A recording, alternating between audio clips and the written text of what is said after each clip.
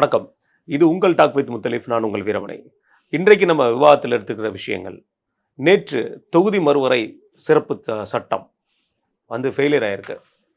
வாக்கெடுப்பு மூலமாக நடத்தினதில் மூன்றில் 2 பங்கு இருக்க வேண்டிய இடத்துல தோற்றுருக்காங்க, ஃபெயிலியர் ஆயிருக்கு. அதோடு சேர்த்து மகளிருக்கான இடஒதுக்கீடு மசோதாவும் ஃபெயிலியர் ஆயிருக்கு. இது 96லேருந்து நடந்துட்டு இருக்கு அப்படிங்கிற ஒரு குற்றச்சாட்டு அண்ணாமலை அவர்கள் வைத்துள்ளார். பாஜக திமுக பண்ண துரோகம் அப்படிங்கிற மாதிரி விஷயம் பேசிட்டு இருக்கு. திமுக தலைவர் முதல்வர் அவர்கள் புது எனர்ஜியோட புத்துணர்ச்சியோட நான் கிளம்பியிருக்கேன், திமுகவை இந்தியாவே உற்று பார்க்குது அப்படிங்கிற மாதிரி பேசியிருக்காரு. விஜய் அவர்கள் திமுக அடுத்த முறை ஆட்சிக்கு வருவது 8 கனி அப்படிங்கிற விஷயத்தை சொல்லியிருக்காரு. மீண்டும் எடப்பாடியார் இன்று ஒரு ரோஸ்ட் ஒன்று செய்திருக்கிறார். இந்த மாதிரி பல்வேறு விஷயங்கள் நம்ம பேச இருக்கோம். அது மாதிரி சில முக்கிய அமைச்சர்களுடைய வெற்றி வாய்ப்பு எப்படி இருக்குது, சில முக்கிய தொகுதிகளோட வெற்றி வாய்ப்பு எப்படி இருக்குன்னு பேச இருக்கிறோம். சப்ஸ்கிரைப் பண்ணாதவங்க சப்ஸ்கிரைப் பண்ணி பாருங்கள். இந்த சப்ஸ்கிரிப்ஷன் எங்களுக்கு ரொம்ப ரொம்ப முக்கியம். ஏன்னா அப்படின்னா தான் அந்த வீடியோஸ் அதிகமான லெவலில் மக்கள்கிட்ட அல்காரிதம் கொண்டு போகும். அதனால தான் மறுபடியும் கேட்குறோம், யாரும் தவறாக இருக்க வேண்டாம். ஹை பட்டனை ப்ரெஸ் பண்ணுங்கள், அது ப்ரொமோஷனாக இருக்கும்.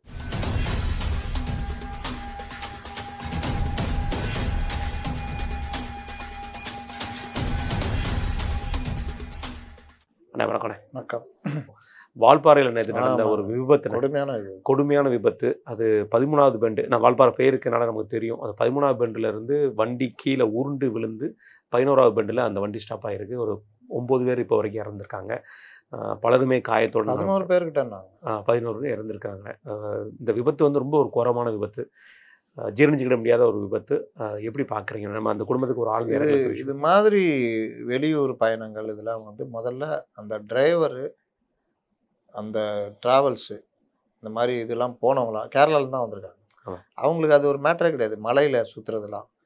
அப்போ டிரைவர் இது ரொம்ப முக்கியம். 2வது, நம்ம ஆட்களுக்கிட்ட ஒரு இறக்க குணம் இல்லாத ஒரு இறக்க குணம். நான் அதை ரொம்ப கொடுமையாக பார்க்குறேன். உன் வாழ்க்கடா, டிரைவரை தூங்க வைக்கணும், ரொம்ப முக்கியம். அவனுக்கு சாப்பாடு போடணுங்க. இவங்க மட்டும் போய் சாப்பிடுவோம். என் கூப்பிட்டு அவருக்கு ஒரு சாப்பாடு கொடுத்தா நான் ஒரு எண்ணிக்கை தானே கொடுக்கும். அவ்வளோ பெரிய செலவு பண்ணுற இந்த செலவில் இன்னும் இருப்போம். சாப்பிடுப்பா உட்காரணும் இல்லைங்க. சில பேர் தயங்குவாங்க. அவங்களுக்கு வேணா தான் பார்த்து விட்டு கொடுங்க, சாப்பிட்டு வந்து ரெஸ்ட் எடுங்க.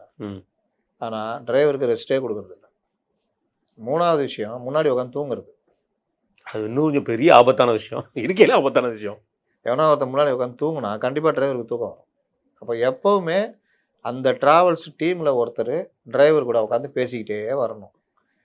இது எதனால இந்த பெண்டில் இது நடந்ததுன்றது தெரியல. ஒருவேளை பிரேக் ஃபெயிலியரா, இல்லை கட்டுப்பாட்டை இழந்ததா, இல்லை டிரைவர் கண்ணை செஞ்சுட்டாரா, என்னன்னு தெரியல. விபத்துக்கான காரணம் தெரியல. ஏன்னா அந்த டைமில் எந்த வண்டியும் வரல. அது இன்னொரு கொஞ்சம் ஒரு பெரிய லெவலில் விபத்து தவிர்த்து இருந்திருக்கும். ஏன்னா கீழே 11th பெண்டில் வேறு ஏதாவது வண்டி வந்துச்சுன்னா அதுவும் சேர்ந்து பாதிக்கப்பட்டிருந்திருக்கும். ரொம்ப கொடூரமான ஒரு விஷயம், அதை தாங்கிட முடியாத ஒரு இதுதான். நேற்று நம்ம தொகுதி மறுவரை திட்டத்தை பற்றி நம்ம ஃபுல்லாக தெளிவாக எடுத்து பேசணும். நம்ம கமெண்ட்ஸில் வந்திருக்கிற வாசகம் ஃபுல்லாகவே, கமெண்ட்ஸில் எல்லா இடத்துலையுமே இந்த மாதிரி கிளியராக எங்களுக்கு யாருமே சொல்லலை அப்படிங்கிற நமக்கு ஒரு நல்ல ஒரு கிளாப்ஸ் பண்ணியிருக்காங்க, ஒரு வரவேற்பும் கொடுத்துருந்தாங்க. ஆனால் நம்ம பெரிதும் பேசப்பட்ட அந்த தொகுதி மறுவரை சட்டத்தை நேற்று தோற்கடித்திருக்கிறார்கள் ஐஎன்டி கூட்டணி கட்சி சார்பாக. குறிப்பாக சொல்லப்போனால் திமுக அதற்கு கிரெடிட் எடுத்துக்கொள்கிறது. எப்படி பார்க்குறீங்க? ஊருக்குள்ளே எது நடந்தாலும் நான் தான் காரணம்னு சும்மாவே சொல்லிக்கிட்டு இருக்கிற செவ்வாய்க்கு இப்போ இது மாதிரி கிடைச்சோன்னா, சரி பெண்களுக்கான இடஒதுக்கீடு மசோதாவை தோக்கடிச்சிருக்கீங்களே, அதுக்கு நீங்கள் பெண்களுக்கான உரிமையை பறிச்சிருக்கீங்களா, அதுக்கு என்ன சொல்ல போறீங்க? அதுக்கு நீங்கள் ஒரு தனிநபர் மசோதா ஒன்று கொண்டு வந்திருக்காப்புல பாருங்கண்ணா. எங்கே மாநிலங்களவையில் ஏங்க அவர் பண்ணுற கூத்துலாம், அந்த நவோதயா ஸ்கூலை கொண்டு வரணும்னு டெல்லி வழக்கறிஞர் வழக்கு போட்டிருக்காங்க. இவர் நவோதயா ஸ்கூலை கொண்டு வரக்கூடாதுன்னு இவர் எதிர் சைடில் இவர் வில்சனு. சரி, அதுக்கு இவர் சொல்கிற காரணம்லாம் பார்த்தா செம்ம காமெடியாக இருக்குதான். அதுக்கப்புறம் இவர் தள்ளி வைக்கணும் 6 மாதம் அப்படின்னு அங்கே போயிட்டு, நான் வழக்கு போட்டிருக்கேன், அது என்ன தள்ளி வைக்கணும் நீங்கள் சொல்கிறது, நான் தான் இது பண்ணோன்னா, அங்கே போயிட்டு நீங்கள் என்ன அப்படி பண்ணுறீங்க, தமிழர்களுக்கு எதிராக பண்ணுறீங்க அப்படி இப்படின்னு. ஏங்க இதில் தமிழர்கள் இது எங்கெங்க வந்துச்சு? நவோதயா ஸ்கூலில் என்ன பிரச்சனை உங்களுக்கு, அதை பேசுங்க அப்படின்னா அவர் இந்த லெவல் தான் அவருடைய லெவலு. தனிநபர் மசோதா எது, இந்த 543 என்னன்னா பேர் கெட்டு போச்சு. மகளிர் இடஒதுக்கீடு மசோதாவை எதிர்த்தன்னு அதை காலி பண்ணதில் இவர்களுக்கு பேர் கெட்டுப்போச்சு. அதை ஈடுகட்டுறதுக்கு உருட்டுறாங்க. ஐயோ இந்த சேனல்கள்லையும் இதுலேயும் அவர்கள் பேசுகிறத பார்த்தா என்ன, அது ரோட்டில் பேசுகிற அரசியல் மாதிரி பொய்யா பேசி. இன்றைக்கி ஒருத்தர் என்கிட்ட பேசுகிறாரு, 2011 அடிப்படையில் ஏன் அப்போ தொகுதி மறுசீரமைப்புன்னு சொன்னீங்க மசோதாவில். எங்கேயா சொன்னாங்க டீலிமிட்டேஷன் கொண்டு வரேன்னு சொல்லியிருக்காங்க. அடுத்து வர்ற சென்சஸ் அடிப்படையில் ம் இந்த மற்ற விஷயங்கள்லாம் பண்ணுறேன்னு சொல்லியிருக்காங்க. இதில் எங்கே 2011 சொன்னாங்க? 2011 நீங்கள் சொல்லிக்கிட்டே இருக்கீங்க. அவங்க சொல்கிறது அதெல்லாம் கிடையாதுங்க. 50% சீராக நாங்கள் எல்லா ஸ்டேட்டுக்குமே கொடுக்குறோம் அப்படின்னு தானே சொல்கிறாங்க. அதை மசோதாவில் கொண்டு வர வேண்டியது. ம் மசோதால சரி, மசோதாவில் நீங்கள் தாக்கல் பண்ணி அதில் விவாதம் நடத்தி அதில் கொண்டு வாங்க. அந்த சரத்தை கொண்டு வந்தால் நாங்கள் ஆதரவு தெரிவிக்கிறோன்னு சொல்லியிருந்தா முடிஞ்சு போகுது. ம் ஆனால் டீலிமிட்டேஷனால எதிர்ப்போம். எதுக்கு ஏற்றணும் இந்த கேள்வி? நீ யார் ஏற்ற வேணான்னு சொல்கிறதுக்கு? மக்கள் தொகை அடிப்படையில் தான் எல்லாமே நடக்குது. அப்போ மக்கள் தொகை அடிப்படையாக வச்சு பண்ணணுன்றது அரசியல் சட்டத்தில் சொல்லியிருக்கு. சரி, அது முடியாது, மக்கள் தொகை அடிப்படையில் வச்சா அவங்க ஜாஸ்தி போகுன்றதுனால அப்படி வேணாங்க. 850 தொகுதிகளுக்கு நம்ம சீராகவே எல்லா ஸ்டேட்டுக்கும் ஒரே ரேஷியோவில் ஏற்றிடலான்னு ஒத்துக்கிட்டு வராங்க. இதை விட வேறு என்ன மாற்றம் கொண்டு வர முடியும்? நான் கேட்குறது இவர்கள் அதுதான். ஒன்று வேணான்னா எது வேணும்னு எது சொல்லுங்கள். வேணும்னு சொல்லணும். வேணவே வேணான்னு சொல்கிறதுக்கு நீங்கள் யார்? அப்போ இந்த பிரச்சனையை முடிக்கிறதுக்கான ஐடியா இல்லை. இதை வச்சு அரசியல் பண்ணுறது சும்மாவே ஆடுவார் இவர். எதிர்த்தாலும் பொய்யா பேசிக்கிட்டு திரிவார்னால அந்த மாதிரி. இப்போ இது டீலிமிட்டேஷன் எடுத்து தோக்கடிச்சோன்னு அது 2/3 வச்சா தானே ராசா தோக்கடிப்பீங்க. அதானே பிரச்சனை. மற்றபடி நீங்கள் என்னமோ என்ன நம்பிக்கையில்லா தீர்மானம் வந்து கொண்டு வந்தா காலி பண்ணி அதான் சொல்லுங்க. அப்படின்னாலும் 270 வந்துட்டேன், 278 வந்துட்டு இவன் கற்பனையில 8வது வந்திருக்கு. அதனால இவர்கள் வந்து பெண்களுக்கான இடஒதுக்கீடு மசோதாவையும் சேர்த்து தோக்கடிச்சிருக்காங்க. அதுதான் பெரிய பேச அதை வச்சுக்கிட்டு ஆனால் வெளியில் வந்துட்டு நாங்கள் அப்படி இப்படி தான் இந்த மார்க்சிஸ்ட் கம்யூனிஸ்ட் கட்சி சு வெங்கடேசன் இவரெல்லாம் என்ன பார்வை இருக்குன்னு தெரியல. இவரெல்லாம் என்ன இப்படியே குறுகிய மாநிலத்தில் குறுகி போய் மார்க்சிஸ்ட்டுகளை நான் பார்த்தது இதுதான். இப்போ தான் நான் பார்க்குறேன். தேசிய நலனோட தேசத்தோட ஒரு இதோட தான் போவாங்க. இந்த மாதிரி மாநில லெவலில் இந்த டிஎம்கே மாதிரி இந்த மாதிரி சுருங்கி போன ஆட்கள் நான் பார்த்ததே இல்லை. மகளிர் இடஒதுக்கீடு எந்த அளவுக்கு முக்கியமோ யூனியன் பிரதேசங்களுக்கான மறுவரையும் முக்கியமானது. அதையும் சேர்த்து காலி பண்ணிட்டாங்க. அதையும் சேர்த்து இப்போ நாளைக்கு போய் நீ பாண்டிச்சேரியில் போய் மாநில உரிமைக்காக போராடணும்னு சொன்னா அது எப்படி எடுத்துக்கிறது? எப்படி இது எந்த மாதிரி அரசியல்? ஏன்னா இதில் இன்னொரு பக்கம் ஒன்று, பிஜேபி வந்து ரொம்ப ஸ்ட்ராங். நம்ம பார்த்துட்டு இருக்கோம் அந்த கடந்த 13 வருஷமாக நம்ம பார்த்துட்டு இருக்கிறது. எதுக்காக பார்க்குறோன்னா, ஒரு எதிர்க்கட்சி தன்னை நம்ம ஜெயிப்போமா அல்லது நம்ம கூட்டணி வச்சு தான் ஜெயிப்போமாங்கிற ஒரு சைக்காலஜியாக டிஃபீட் ஆகிட்டாங்க எதிர்க்கட்சிக்கு.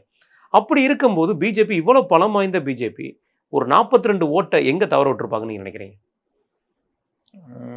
இந்த மசோதாவை இந்த நேரத்தில் கொண்டு வந்தது தேர்தல் நேரம், அந்த மாதிரி பல விஷயங்கள் இருக்குது. முதல்ல திட்டமிட்டு பேசிட்டு தான் இன்னும் கொஞ்சம் விவாதமாக பண்ணிட்டு கொண்டு வந்திருக்கணும். அவசர அவசரமாக கொண்டு வந்ததில் தான் இவர்கள் தேவையில்லாமல் பல விஷயங்களை உணர்ச்சி பூர்வமான விஷயங்களை இது பண்ணி கவுத்திருக்காங்கன்னு நான் பார்க்குறேன்.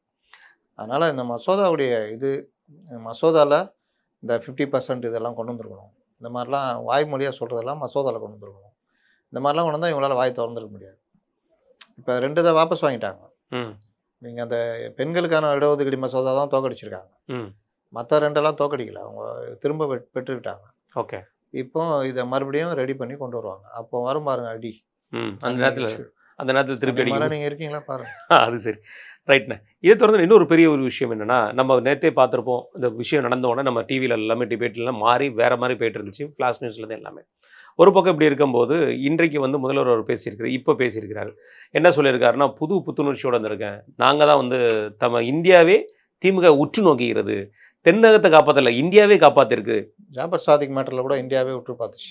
நிறைய விஷயத்தில் எடுத்து பொதுவாக இறக்குமதி தான் பண்ணுவாங்க போதை மருந்து. சில வாட்ஸ்அப் தகவல்கள் திமுகவை சேர்ந்தவன் ஏற்றுமதி பண்ணிக்கிறான்டா அமெரிக்கா ஆஸ்திரேலியா லெவலில் நம்ம பெருமை அப்படின்னு இந்தியாவே விட்டு பார்த்து. அவர் பாவனை கை காசு கூட இல்லாமல் இருக்காரு. அவர் முதல்வர் மாதிரி அவரும் 40,000 வச்சிருக்காரு. பெருங்குடியில் அவர் பேரில் இருக்கிற அக்ரிமெண்ட் எனக்கு எதுக்கும் சம்மந்தம் இல்லைங்கிறாரு. அந்த ப்ரெஸ் மீட்டையும் நம்ம ஆளுக்கு லைவ் போடுறாங்க. எப்படிப்பட்ட ஆளாக இருப்பாங்க. அதே தாண்டி என்ன சொல்கிறாருன்னா, நாங்கள் தான் இந்த இதை டீலிமிட்டேஷனை வச்சுருவோம், இந்தியாவுக்கே புத்துணர்ச்சி கொடுத்துருக்கு திமுக அப்படிங்கிற மாதிரி சொல்கிறாரு. இவங்க தென்னகத்துக்காக புத்துணர்ச்சி குறைச்சிருக்காங்கன்னு சொல்கிறது ஒரு பக்கம் இவங்க கிரெடிட் எடுத்துக்கிட்டாலும், யூபியில் வந்து அவங்க ரைஸ் பண்ணுங்கிறத கேட்டிருக்காங்க. டெல்லியில் யூனியன் பிரதேசத்துக்காக அவங்களும் போராடிட்டு இருக்காங்க. அப்படி இருக்கும்போது இவர் இந்தியாவுக்கே துரோகம் பண்ணிட்டு தென்னகத்துக்கு சரி பண்ணியிருக்காரா? எப்படி எடுத்துக்கிறது இது? அதாவது நான் திரும்ப திரும்ப சொல்கிறேன், ஒரு விஷயத்த ஒரு தேசிய அளவில் பார்க்கணும் அப்படின்றது, குறுகிய பார்வையில் பார்க்குறது, அதுக்குள்ளேயும் அரசியல் பண்ணுறது, அந்த பார்வையில் தான் இவர்கள் இந்த திட்டத்தை எதிர்க்கிறது. இப்போ நீட்டே எடுத்துக்கங்க.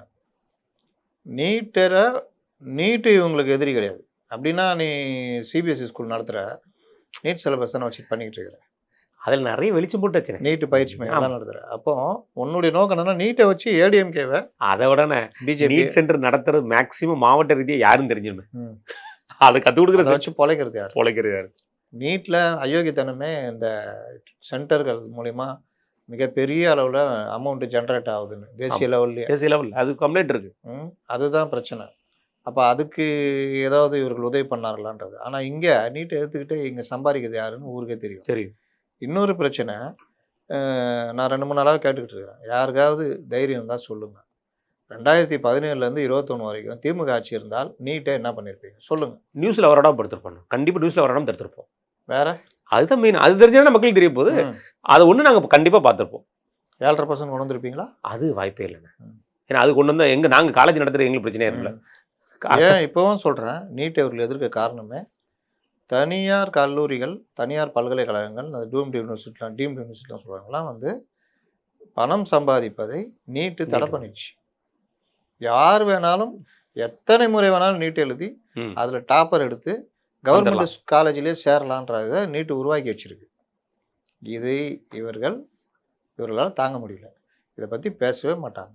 அதே மாதிரி தான் மொழி, அதே மாதிரி தான் வக்ஃப் போர்டு, அதே மாதிரி தான் எஸ்ஐஆர், இது எல்லாமே இப்போது இந்த டீலிமிட்டேஷனும் குதின்னு குதிச்சு என்னமோ நாளைக்கே தமிழை நடுத்தரில் நிற்க போகிறான். தமிழனை தான் நடுத்தரில் நிற்க வச்சிருக்கு. ஆமாம், இதோட டாஸ்மாகை தொடர்ந்து போதை கலாச்சாரத்துக்கு போய் ஒவ்வொரு குடும்பமும் நடுத்தரில் நிற்குது. அந்த குடும்பம் நடுத்தரில் நிற்காதுன்னு போதாது, வீட்டில் இருக்கிற பெண்களுக்கு பாதுகாப்பு இருக்கா? சொல்லிக்கிட்டே இருக்கிறோம். ஒரு பொண்ணு இஸ்லாமிய மாணவி ஒருத்தர் வீடு பூந்து ஒரு கஞ்சா வெட்டுன்னு வெட்டுறான். உக்காந்துட்டு மக்களை பாதுகாக்கிறேன்னு பேசிக்கிட்டு இருக்கிறீங்க. உண்மையிலேயே தமிழ் மக்களை பாதுகாக்கணும்னா முதல்ல விலைவாசியை குறைக்கணும். 2வது அவங்க வாழ்வாதாரத்துக்கான ஒரு இதை பண்ணணும். 3வது இளம் தலைமுறையினரை நல்ல விதமாக கொண்டு வரதுக்கு பண்ணணும். கண்டிப்பாக இது எதுவுமே பண்ணாமல் இளம் தலைமுறையினர் சீரழிகிற. ஸ்கூல் வரைக்கும் கஞ்சா சாக்லேட் விற்குது. நானா சொல்கிறேன், அது அரசாங்க ஸ்கூல். வைகோ சொல்கிறார். ஆமாம், அது அரசாங்க ஸ்கூலில் குறிப்பிட்டு சொல்ல போனோம். உங்கள் கூட்ட நிகழ்ச்சி இருக்கிற வைகோ சொல்கிறார். உங்கள் கூட்டணியில் இருக்கிற பிரேமலதா சொல்கிறாங்க. என்னையா பண்ணிட்டார் எங்கள் ஆள்? கொஞ்சோண்டு மது, போதை, இது கலாச்சாரம் இருக்குது, அவ்வளோதான் இருக்குது. பெண்களுக்கான லைட்டாக ஒரு இது இருக்குது, வீடு பூந்து வெட்டுறான், பாலியல் பலாத்காரம் பண்ணுறான், அவ்வளோதானே. வேற ஏதாவது சொல்ல முடியுமா? தோட்டத்தில் படுத்துக்கிற வயதானவர்களை கொள்றாங்க, அவ்வளோதானே. இதை போய் பண்ணுறேன். நான் யாரை வச்சுட்டு பேசுகிறேன்? முதல்ல வச்சு தான் பேசுகிறேன். இன்னைக்கும் இதுல தென்காசி இங்கெல்லாம் கனிம வளங்கள் லாரியாக கேரளா போயிடுது. என்ன பேசுவாங்க பிரேமலதா? என்னையா பண்ணிட்டாங்க? கனிம வளங்களை கொஞ்சம் கொண்டு எடுத்துகிட்டு போகிறாங்க. இங்கேருந்து இங்கே தானே கொண்டு போகிறாங்க, இந்தியாவுக்குள்ள தானே கொண்டு போகிறாங்க. அமெரிக்கா அவங்க கூட்டணி கட்சி பொதுக்கூட்டம் அடிக்கடி போடணும். அதில் பிரேமலதா அவங்க இன்னும் ஒரு 5 இன்னும் எக்ஸ்ட்ரா கூட்டம் போட்டு வாழ வைக்கணும். யாருக்கு அடிக்கிறாங்க கோல்னு தெரில. இப்போ இந்த மாதிரி தானே இவர்களுடைய பார்வை இருக்குது. நீங்கள் எல்லாரையுமே இன்றைக்கி ஒருத்தர் சொன்னல என்கிட்ட வாதம் பண்ணாருன்னு, இதே தான். எல்லாருமே இந்த மாதிரி மொக்க வாதங்கள் பண்ணிக்கிட்டு அதை ஓங்கி சவுண்டாக பேசுறது. இவர்களுக்கு தெரிந்தது பொய்யான இது சவுண்டாக பேசுறது. ஜாதி வாரி கணக்கெடுப்பே இல்லைன்னு பேசுகிறாங்க பாருங்க, மக்கள் தொகை கணக்கெடுப்பு. எப்படிப்பா எந்த மாதிரியான? அதனால் இவர்கள் இதில் தான் தேறியிருக்காங்க. கூட சேர்ந்து தேசிய பார்வை உள்ள கட்சிகளும் கெட்டு போச்சு. ராகுல் காந்தி என்ன பேசியிருக்காரு? அதானே அதிகமாக பேசியிருக்காரு. புரியுதா? கமல்ஹாசன் கூட சேர்ந்து கெட்டு போயிட்டாரு. இல்லைண்ணே, அது நான் பேசணும்னு நினச்சேன். நீங்கள் முதல்ல டேரெக்டாக நீங்கள் ராகுல் காந்தி அவரை எடுத்துட்டீங்கன்னு அதனால் நான் விட்டேன். அவரை பற்றியே பேசிடுவோம்னே. அதுக்கப்புறம் கமல் சார் ஒரு விஷயம் சொல்லியிருக்காரு. நீங்கள் அதிர்ச்சி ஆயிருப்பீங்க, நான் சொல்லணும் அவசியம் கிடையாது. நான் போட்டேன் மானசன் சந்துரு எங்கேறான் தேடுறேன் போட்டீங்கன்னு. அதாவது ராகுல் காந்தி அவர்கள் மொத்தம் 6 தொகுதிக்கு தான் பிரச்சாரம் பண்ணுறாரு. இன்றைக்கி 3 தொகுதி, நாளை மறுநாள் பிரியங்கா அவர்களுடைய சேர்ந்து 20ஆம் தேதி வராரு. அன்றைக்கி ஒரு 3 தொகுதி. முதல்வர் கூட ஏறாரா? எதுவுமே அப்படின்னு சொல்கிறாங்க. ஆனால் அவர் சொன்ன ப்ரோக்ராமில் முதல்வருக்கு எங்கேயுமே ப்ரோக்ராம் இல்லை. ஆனால் எப்படின்னு தெரியல. ஆனால் அவர் சொல்கிற வார்த்தைனை, தமிழ்நாட்டை, தமிழ் மொழியை, கலாச்சாரத்தை பாஜக RSS தாக்கும் போது என்னை நான் தமிழனாகவே உணர்கிறேன் அப்படின்னு சொல்றாரு. அடுத்த வார்த்தை, பாஜக RSS இணைஞ்சு தமிழை அழிக்க முயல்கிறார்கள். அன்று இராணுவத்தின் மூலமாக அழித்தார்கள் தமிழை. இன்று RSSம் பாஜகவும் இராணுவம் இல்லாமல் அழிக்கிறது. அதை நான் தடுப்பேன், உங்களுடைய துணை நிற்பேன்ங்கிற ஒரு வார்த்தையை. இராணுவத்தின் மூலமாக தமிழை எப்படி அழித்தார்கள்? அது மட்டும் தான் சொல்லுவாங்க. இன்னொன்று, தமிழ் பல்கலைக்கழகங்களுக்கு நிதி உதவி, சமஸ்கிருத பல்கலைக்கழகத்துக்கு கூடுதல் நிதி உதவி. இதுதான் இவங்க உருட்டு. ஆமாம். இதை காங்கிரஸ் ஆண்ட எத்தனை வருஷம் காங்கிரஸ் ஆண்டதோ அதுலேருந்தே பாருங்கள், சமஸ்கிருத பல்கலைக்கழகங்களுக்கு கூடுதல் உதவி இருக்கதான் செய்யும், தமிழ் பல்கலைக்கழகத்துக்கு குறைவு உதவி. என்ன காரணம் சொல்கிறேன். ஆவின் பால் மையம் இருக்குது, ஒன்றே ஒன்று. அமுல் பால் மையம் இருக்குது, 25 இருக்குது. ஆமாம். பால் மையங்களுக்கு உதவி பண்ணுவதுன்னு அரசு ஒரு திட்டம் போடுது. ஒரு பால் மையத்துக்கு 5000 ரூபா தர்றாங்க. 20 அமுல் பால் மையங்களுக்கு 1,00,000 ரூபா போயிடும். போயிடும். இவங்களுக்கு ஒண்ணே ஒன்று வச்சுக்கிறாங்க. அதனால 5000 ரூபா. ஐயோ பாருங்க, அமுலுக்கு 1,00,000 ரூபா, ஆவினுக்கு 5000 ரூபா, அவனுக்கு பாலை ஊத்திட்டீங்க. என்னங்க நியாயம் அப்படின்னா, நீ 10 ஆவினா வச்சிருக்க, 10 ஆவின்னு வச்சிருந்தா 10 5000 ரூபா உனக்கு 50,000 ரூபா வந்துருக்கும். இவ்வளோ நாள் இவங்க பேசுனாங்களே, தமிழ் பல்கலைக்கழகம் எத்தனை இருக்கு? சமஸ்கிருத பல்கலைக்கழகம் 20க்கும் மேலே இருக்குது இந்தியாவில், வெளிநாட்டிலும் இருக்குது. தமிழ் பல்கலைக்கழகம் எத்தனை வச்சிருக்க? நீ தனி சாகர மொழிங்கிற, செத்த மொழிங்கிற, எத்தனை இருக்கு தமிழ் பல்கலைக்கழகம்? எத்தனை நீ உருவாக்குன? ஒன்னே ஒன்று இருக்கு. அது யார் திறந்தது? எம்ஜிஆர் அவர்கள் திறந்தது. அதை எப்படி இப்போ வச்சிருக்கீங்க? இருக்கைகள் கூட இல்லை. இருக்கைகள்னா சீட்டு உட்காரது இல்லை, அதுக்கு தனியாக ஆய்வு நடத்த தமிழ் இருக்கைகள், யூனிவர்சிட்டி ஆய்வு அது இல்லை. அதுக்கு பேராசிரியர்கள் இல்லை. அதை நல்லா இம்ப்ரூவ் பண்ணி அதில் மாணவர்கள் சேர்க்கை, தமிழுக்கான அந்த தீசிஸ் இருக்குல்ல, டாக்டரேட்டு, அதான் சொல்லுவாங்க. நான் அதான் சொல்லுவேன், பிஹெச்டி அது முடிக்கிறதுக்கு உண்டான விஷயங்கள் எங்கேயுமே அந்த மாதிரிலாம் ஏதாவது பண்ணாதான் மாணவர்கள் அதிகமாக அதில் சேருவாங்க, தமிழ் மொழி இன்னும் கொஞ்சம் இம்ப்ரூவ் ஆகும், ஆராய்ச்சி பண்ண முடியும். என்ன கதை? அப்போ என்ன யோகியதை இருக்குது உங்களுக்கு? தமிழுக்கான தமிழை அழித்தார்கள்னு சொல்றாங்கல்ல, சமஸ்கிருதத்தை வாழ வைக்கிறான்றாங்களா? இப்போ ராஜீவ் சொல்லணும், சரி ரைட், அதை விடுங்க. ஹிந்தி யார் திணிச்சா? 100% காங்கிரஸ் தான். அப்போ தமிழை யார் அழிக்க முயற்சி பண்ணா? காங்கிரஸ். அவங்க பார்வையில் சொல்கிறேன், நான் சொல்ல. ஒரு மொழியை திணிச்சு இன்னொரு மொழியை அழிக்க முடியாது. இந்தியை திணிப்பதன் மூலம் தமிழ் அன்னையை வீழ்த்த நினைக்கிறார்கள் அண்ணாவெல்லாம் வந்து எல்லாரும் இன்னைக்கு போராட்டம் நடத்துனாங்க. யார் எடுத்து? எந்த கவர்மெண்ட் எடுத்து? காங்கிரஸ் எடுத்து. புதிய கல்விக் கொள்கையில் இந்தியை திணிச்சது யாரு? காங்கிரஸ். அதை மாற்றி எந்த மொழி வேணால் கற்றுக்கலாம் 3வது மொழியாக கொண்டு வந்தது யாரு? காங்கிரஸ் தான். இவங்க பிஜேபி கொண்டு வந்தது, இவங்க கொண்டு வந்தாங்க தேசிய எனி ஆப்ஷன் லாங்குவேஜ் கொண்டு வந்து இப்போ இருக்கிற புதிய கல்விக் கொள்கை. ஆமாம். இப்போவும் அதே உருட்டுறது யாரு? பார்லிமெண்ட்டில் போயிட்டு இந்திக்காக உயிர் கொடுத்தோம், அது கொடுத்தோம், இது கொடுத்தோன்றீங்களா? எந்த இந்தியை யார் திணிச்சா? யார் தேஜஸ்வி கேட்டப்போ ஓடி போனீங்கல்ல. அப்போது அந்த ராகுல் காந்தி தான் இங்கே வந்துக்கிட்டு நான் தமிழனாக உணர்கிறேன்றார். எத்தனை தடவைப்பா உணர்ந்தீங்க? இன்றைக்கி போகிற ஊரெல்லாம் தமிழ் மொழியுடைய தொன்மையை, தமிழ் மொழியை பாராட்டி கொண்டிருக்கிறார்கள். பிரதமர்லேருந்து எல்லாருமே தமிழுக்கான திருக்குறளை உங்களுக்கு மொழிபெயர்ப்புலேருந்து தமிழுக்கான பல்வேறு விஷயங்களை அவங்க பண்ணிக்கிட்டு இருக்கிறாங்க. இந்திரா காங்கிரஸ் ஆட்சியில் இந்த மாதிரி ஒன்று இல்லை ராஜீவ் காந்தியோ, இந்திரா காந்தியோ, இல்லை ராகுல் காந்தியோ, சோனியா காந்தியோ, இல்லை யாராவது ஒருத்தர் தமிழ் நான் இது எனக்கு பிடிச்சிருக்கு, இந்த விஷயம் எனக்கு ரொம்ப பிடிச்சிருக்கு அப்படின்னு ஏதாவது ஒன்று சொல்லுங்கள். எங்கே பேசியிருக்காங்களா? ஏதாவது பண்ணியிருக்காங்களா? ஏங்க வெஸ்ட் பெங்காலுக்கு கவர்னராக போயிட்டாருங்க ரவி, தமிழ் புத்தாண்டுக்கு வாழ்த்து சொல்கிறாருங்க. அவர் என்ன போயிட்டார்ல, அப்புறம் எதுக்கு அவர் இங்கே யோசிக்கணும்? அவசியம் என்ன இருக்கு? ஏங்க அவர் உலகத்தில் இருக்க தமிழறிஞர்களை கூட்டி ஒரு கூட்டம் போட்டாருங்க ராஜ்பவனில். மலேசியாவிலேருந்து எல்லாம் தமிழறிஞர்கள் வந்து பேசுனாங்க. அவ்வளோ பேசினாங்க, அவ்வளோ விஷயங்கள் பேசினாங்க. திருக்குறளையும் மற்ற இது ஆத்திச்சூடி மற்ற இதுவையும் வந்து அந்த அளவுக்கு அவர்கள் போற்றி இதை வந்து இன்னும் கொண்டு போகணும்னு சொல்லிட்டு இந்த ஆட்சியில் பேசிக்கிட்டு இருக்கிறாங்க. வெளிநாட்டில் போய் பிரதமரே பேசுகிறார் தமிழ் இதை சுற்றி காட்டி. நீங்கள் என்ன பண்ணீங்க? இல்லை முதல்வர் பேச்சில் எங்கேயாவது ஒரு திருக்குறள் எதை சொல்லியிருக்காரா? கிளாஸ் பாப்பா, எரிதடி மாலா, என்னைக்காவது ஒரு தமிழை மேற்கோள் காட்டி? இல்லை வேற யாராவது கெட்ட வார்த்தையில் பேசுறீங்க? அடிமை, தவழ்ந்தவன், ஊர்ந்தவன் தானே பேசுறீங்க. எங்கேயாவது ஒரு தமிழ் உங்க வார்த்தையில விளையாடு. உதயநிதி அவர்கள் ஒரு திருக்குறள் வச்சு சொல்லி பேசுறது வரலாறு இருக்கா? திருக்குறள் எழுதுனது யாருன்னு கேட்கணும். இது ஒரு தடவை வாய் தவறி சேக்கிலார்னு சொல்லிட்டாராம். என்னமோ தமிழுக்கு நீங்க தான் சொந்தக்கார மாதிரி பேசினுக்கிறீங்க. எத்தனை பேருக்கு உங்களுக்கு அந்த அளவுக்கு தமிழ் தெரியும்? தமிழை வச்சு வாழ்ந்த குடும்பம்னு பார்த்தா அதுதான். ஆனால் தமிழை வச்சுட்டு தமிழில் அந்த இது இருந்தவர் கலைஞர் மட்டும்தான். அதை தாண்டி வேற யாரும் சொல்லுங்க. எத்தனை தமிழ் அறிஞர்களை காலி பண்ணியிருப்பீங்க உங்களுக்கு போட்டியாதுன்னு சொல்லிட்டு. கே.ப. விஸ்வநாதன் இருந்து அவரெல்லாம் என்ன பண்ணீங்க? அவர் எந்த பார்வையில் அவரை பார்த்தீங்க? பாரதியாரை எந்த பார்வையில் பார்த்தீங்க? அடிக்கிட்டே போலாமண்ணே, அடிக்கிட்டே போலாம். எத்தனை தமிழ் அறிஞர்? என்னமோ தமிழே நீ தான் வாழ வச்சுற மாதிரி பேசிட்டு இருக்கிறீங்க. இவங்க அமைச்சர்கள் எத்தனை பேர் தமிழ் பேசுகிறவர்கள் அமைச்சர்களாக இருக்கிறாங்க? மெஜாரிட்டி எடுப்போமா? பேசுகிற தமிழ் உருப்படியாக பேசுவாங்களா? அதையும் கேட்போமா? தமிழ்நாக உணர்கிறேன். காந்தியால் ஒழுங்காக தமிழ் பேச வருமா? காந்திக்கு மகாத்மா காந்தி இல்லை, ராணிப்பேட்டை காந்திக்கு பாஸ்னே. இந்த கொஸ்டினுக்கு பாஸ் தான் சொல்ல முடியாது. தமிழ் நான் உணர்றேன். வந்து எவனா எழுதி கொடுப்பானுங்க, அதை வச்சுட்டு பேசிட்டு போகிறது. ஆர்எஸ்எஸ் பாஜக அழிக்க பார்த்தது, எங்கே அழிக்க பார்த்தது, என்ன அழிக்க பார்த்ததுன்னு சொல்லு. அவர்கள் சமஸ்கிருதத்தை பண்றாங்கன்னா அது அவங்களுக்குள்ள உரிமை. ம். தமிழ் ஏதாவது பண்ணாங்களா சொல்லு. டச் பண்ணா நம்ம பேச போறோம். தமிழை வாழ வைக்கிறேன்னா 20 வருஷம் நீ கவர்மெண்ட்ல இருந்த 99 இருந்து 2014 வரைக்கும் தமிழை ஆட்சி மொழியை கொண்டு வரதுக்கு என்ன முயற்சி எடுத்தீங்க? யூரோப்ல தமிழ் மொழிக்கான ஆய்வு இந்த சேரை வந்து ஒரு இருக்கையை ரெடி பண்ணதே வந்து பிரைம் மினிஸ்டர் மோடி தான், அவர்கள் தான். நீங்க அங்க போயிட்டு வந்துட்டு அங்க போய் என்ன சுத்தி பார்த்து தானே வந்தீங்க? சைக்கிள் ஓட்டிட்டு அதுவோட முயற்சி எதாவது எடுத்தீங்களா? எத்தனை எம்பி 39 எம்பிக்கள் என்ன செய்றீங்க? இந்த எம்பிக்கு தனி இதுன்னு அவன் ஒருத்தன் உட்காந்துங்கன்னு மரியாதையே கொடுக்க மாட்டான். நான் அந்த மார்க்சிஸ்ட் கட்சி எம்பி, அவன் மார்க்சிஸ்ட் கட்சி எம்பியே கிடையாது. இந்த இடம் சீட்டு கொடுக்கலாம் திமுக போயிருப்பான் அந்த ஆளு.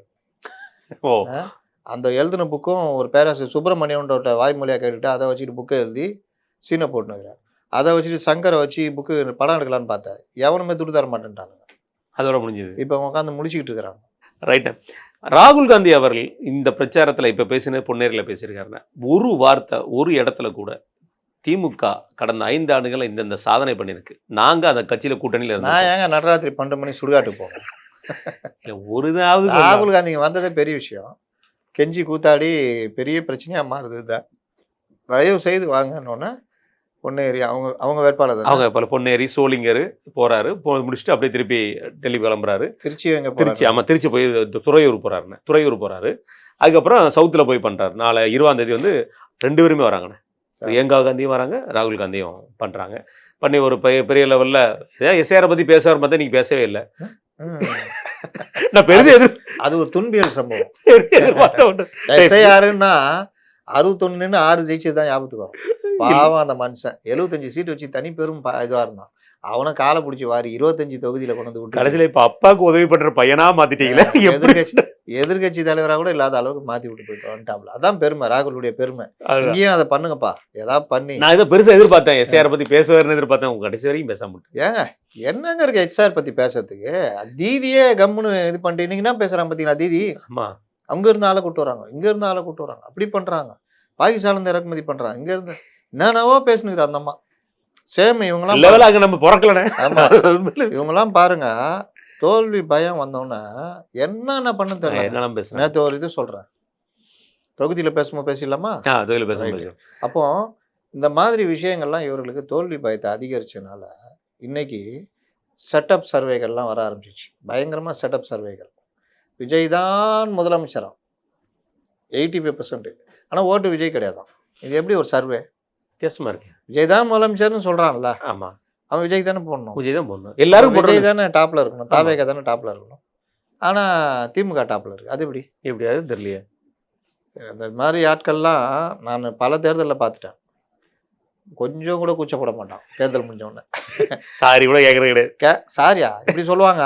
நாம் ஏற்கனவே கணித்தபடி அந்த மாதிரி நீங்கள் பார்த்தீங்கன்னா அதுனா இந்த இது பார்த்தீங்கன்னா அதே நேரத்தில் பார்த்தீங்கன்னா இவர் வந்து வெல்வதற்கு வாய்ப்பு இருக்கிறது. அதே நேரம் திமுக வேட்பாளரும் கடுமையான போட்டி கொடுக்குறாரு. மொத்தத்தில் பார்த்தீங்கன்னா இங்கே திமுகவா அதிமுகவா என்பது நம்ம வரும் தேர்தலில் முடிவு பண்ணலாம். அதுதான் தெரியுமே, வரும் தேர்தல் தெரியும். என்ன கேட்கணும்னு நினச்சி மறந்துட்டேன் அடிக்கிற அளவுக்கு. அப்புறம் முடிஞ்சவொன்னே பார்த்தா நம்ம ஏற்கனவே சொன்னபடி பார்த்தீங்கன்னா திமுக வந்து அந்த இடத்துல இருந்தும் அதே மாதிரி தான் நடந்திருக்கு. இப்படியே உருட்டுறது. ஓப்பனாக சொல்லு, இது நடக்கும். நான் சொல்கிறேனே, நான் டே 1 சொல்கிறேன், தாவேகா வாக்குகள் அதிகம் வாங்கும், சீட்டாக மாறாது. ஆமாம், அவங்க பிரிக்கிற வாக்கு ஏடிஎம்கே சாதகமாக, என்டிஏக்கு சாதகமாக போகுன்றேன். இதில் மாற்றம் தான் நான் ஏற்றுக்கிறேன். ஆமாம், கண்டிப்பாக. ஏன்னா இப்படி தான் போகிறதுக்கு பெரும்பாலும் வாய்ப்பு இருக்குன்றதான் என்னுடைய கணிப்பு.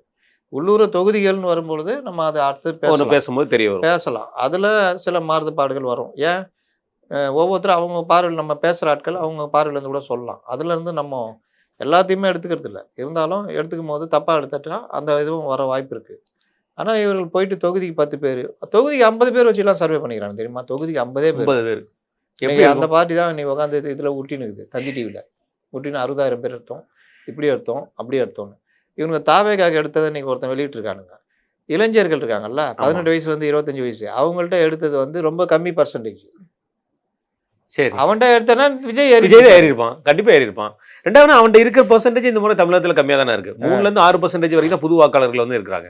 ஸோ அது எந்த அளவுக்கு பெரிய லெவலில் ஒரு பெரிய பிரளயத்தை உருவாக்குங்கிறது தெரியல. அதிலும் குறிப்பாக சொல்லப்போனால் பெண் வாக்காளர்கள் தான் அதிகமாக இருக்கிறாங்க.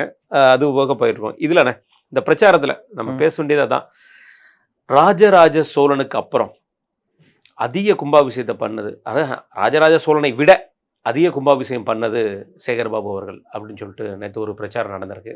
இது எப்படி பார்க்குறீங்க? சேகர்பாபு சொந்த காசில் போட்டு பண்ணாரா? தெரிலண்ணே, அது எனக்கு இந்த கமலஹாசன் தெரியுமா? நம்ம பக்தர்களுடைய காணிக்கையில் தான் கும்பாபிஷேகம் நடக்கும். நடக்கிறது.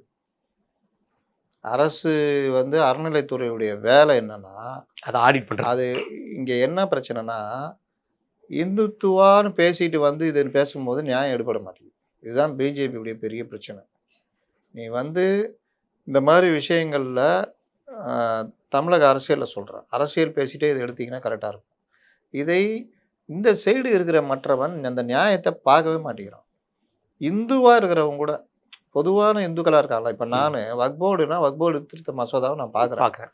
அது என்ன அயோக்கியத்தனம் பண்ணுறாங்கன்னு நான் சொல்கிறேன். ஆமாம், கண்டிப்பாக. நீங்கள் சொல்கிறத விட நான் சொல்லும் போது அதுக்கு வேல்யூ இருக்கும். ஆமாம், கண்டிப்பாக.